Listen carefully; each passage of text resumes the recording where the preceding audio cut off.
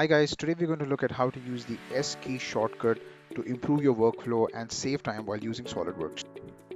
The S key is an environment specific shortcut that changes in which environment you activate it in.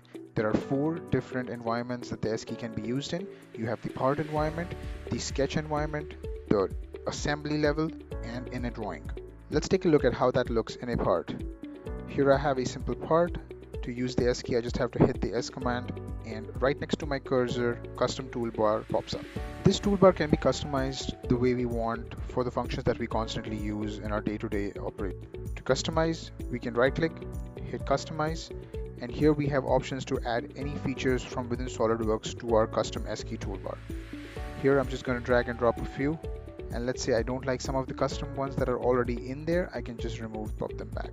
I can also resize my toolbar for it to be effective the way I like it, and once done I can hit OK. Now wherever my cursor is, I can hit the S key and my custom toolbar shows up for me ready to use. The same goes for assemblies, where you have another different toolbar that you can customize with assembly features.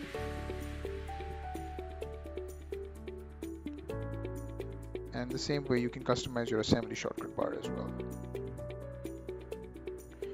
And again, the same thing applies to drawings as well, where you have a totally different toolbar for you to use. The S key shortcut allows you to reduce the amount of time you spend moving from one side of the screen to the other using the command manager to access your tools. It's right next to your mouse. These little tricks can help you save a lot of time with SOLIDWORKS and make your design process more fun and easy. Take care and have a good one.